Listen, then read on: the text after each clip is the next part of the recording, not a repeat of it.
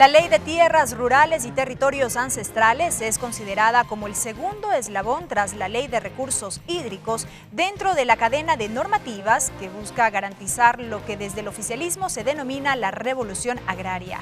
¿Cuánto aporta esta ley al propósito de, por ejemplo, viabilizar la redistribución de la tierra? Este es el tema de nuestra siguiente entrevista. Ricardo Zambrano, economista con posgrado en estudios del sector público, exasambleísta constituyente, asambleísta de Manabí por Alianza País, integrante de la Comisión de Soberanía Alimentaria. Asambleísta Zambrano, bienvenido. Muchas gracias por la entrevista. Como hemos visto en un reportaje anterior, el Pleno de la Asamblea Nacional evacuó ya esta objeción parcial del Ejecutivo al proyecto de Ley de Tierras Rurales y Territorios Ancestrales. A breves rasgos, ¿cómo quedó esta propuesta? Bueno, nosotros recibimos 18 observaciones como parte del veto presidencial, de las cuales en solamente 3 observaciones no nos allanamos a estas observaciones, por cuanto consideramos que lo que se aprobó en el segundo debate de este proyecto de ley iba más acorde a las necesidades del sector rural. Pero de estas 3, en una hubo un allanamiento parcial, por así decirlo, al texto que envió el Ejecutivo. Así es, como en efecto sucede con el artículo 81, en donde pues prácticamente hay una observación por parte del veto presidencial que dice que las comunidades y territorios ancestrales deberán ser consultados sobre cualquier plan para la construcción relacionado de obras, a vivienda, salud o educación. Nosotros lo hemos dejado de tal forma en que ya se observen las figuras jurídicas de la legislación ecuatoriana, es decir, ya hay una consulta previa, la cual deberá evacuarse en cada uno de estos casos. Obviamente, esta consulta no tiene el poder vinculante. De ahí se excluyó este tema de sectores estratégicos como planteaba el Ejecutivo y que, según se dijo también en el debate, no había sido analizado ni en la comisión ni tampoco en el Pleno.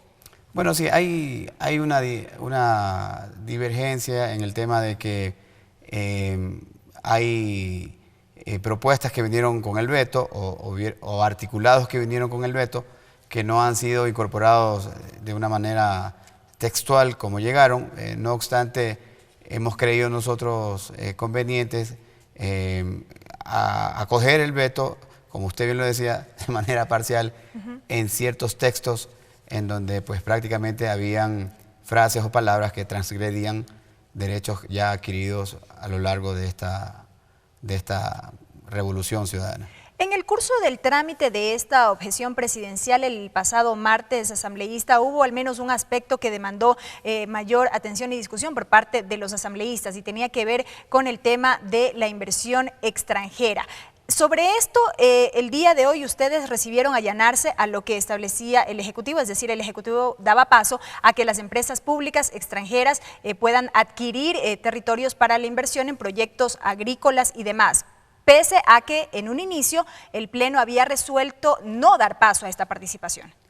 En efecto, nosotros lo habíamos planteado de tal forma en que era imposible que las empresas públicas extranjeras pudieran adquirir tierra en el territorio nacional, es decir, había un candado absoluto.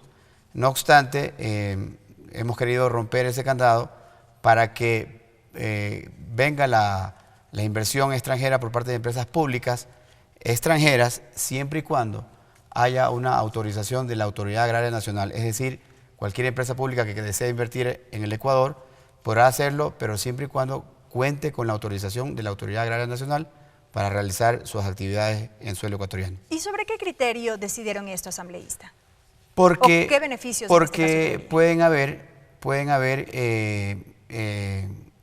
consorcios, pueden haber asociaciones de gobiernos extranjeros con empresas públicas nacionales, incluso con empresas públicas ecuatorianas, que no podrían a lo mejor realizar sus actividades cuando ya hay un candado que prohíbe rotundamente la inversión extranjera, la compra de tierra por parte de empresas extranjeras. Entonces, lo hemos dejado abierto para que sea la Autoridad Agraria Nacional quien haga el análisis respectivo para ver si amerita o no que esa empresa pública extranjera pueda comprar tierras en el territorio nacional. Ahora bien, asambleísta, aprobado este proyecto de ley que deberá pasar al registro oficial ya para su promulgación.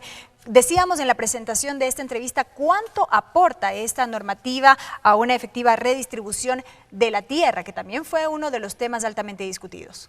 Bueno, yo quiero dejar claro que esta ley tiene como objetivo número 1 alcanzar el cumplimiento de la función social y ambiental.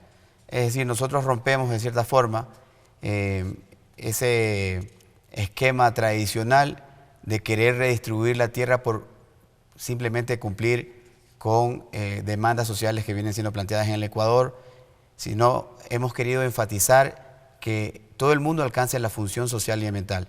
Solamente aquellos que no quieran alcanzar la función social y ambiental, entonces entra el Estado y se reserva el derecho de comprar esas tierras para luego ahí sí redistribuirlas entre los miembros que son parte de la economía popular y solidaria.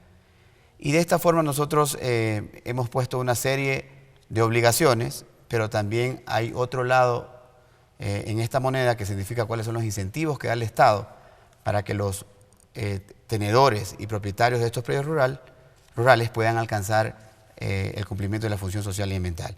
Y ahí están los estímulos tributarios, asociativos, económicos, para que obviamente quienes tengan el predio rural alcancen, vuelvo y repito, la función social y ambiental. ¿Cuáles serían otros de los beneficios que traería esta ley a la ciudadanía en este caso? Bueno, otro beneficio importante es el tema de que se desconcentra la legalización de tierras rurales. Hasta antes de la aprobación de esta ley habían 4 distritos en el Ecuador en donde todos los habitantes y todos los predios rurales del país tenían que ir para alcanzar la legalización, lo cual generaba un proceso bastante engorroso, porque obviamente 4 puntos legalizando predios rurales en el territorio nacional es un proceso bastante extenso e intenso. Ahora lo podrán hacer en cada una de las provincias a través de las representaciones del Ministerio de Agricultura.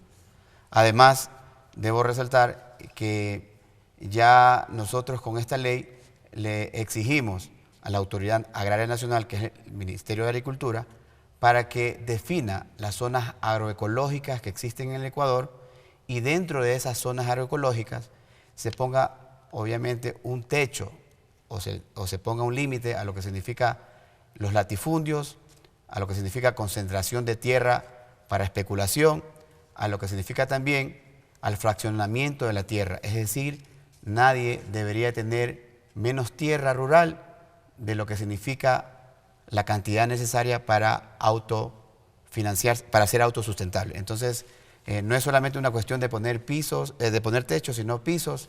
Y con esta ley, definiendo las zonas agroecológicas, vamos a poder definir para cada una de estas zonas cuál es el límite máximo y cuál es el límite mínimo. ¿Y existirían plazos para esta delimitación?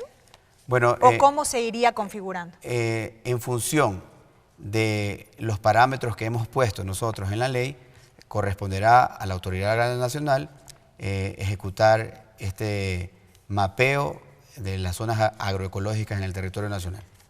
Ya para concluir, asambleísta, me quedan pocos segundos. Aprobada la ley de aguas o la ley de recursos hídricos y aprobada la ley de tierras que pronto se convertirá en ley de la República, de aquí en más, ¿qué tiene pendiente todavía la Comisión de Soberanía Alimentaria para cerrar esta cadena que mencionábamos o este tema de la revolución agraria?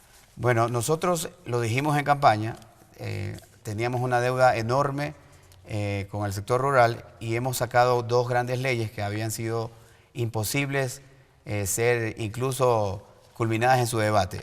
Hoy día tenemos 2 proyectos de ley que ya son una ley y nos corresponde seguir abonando en cada uno de los componentes que son vitales para el desarrollo rural. Me refiero al tema de la ley de semillas y también, si el tiempo nos alcanza, poder entrar por lo menos a una propuesta de primer debate con lo que se refiere a la ley de sanidad vegetal, que norma de una manera directa el tema del uso de agroquímicos en el territorio nacional. Y sin duda estaremos pendientes del trámite de estas iniciativas. Muchas gracias. Gracias por habernos acompañado. Ha sido el asambleísta Ricardo Zambrano, integrante de la Comisión de Soberanía Alimentaria de la Asamblea Nacional, a propósito de la aprobación definitiva ya durante esta jornada de la Ley de Tierras Rurales y Territorios Ancestrales.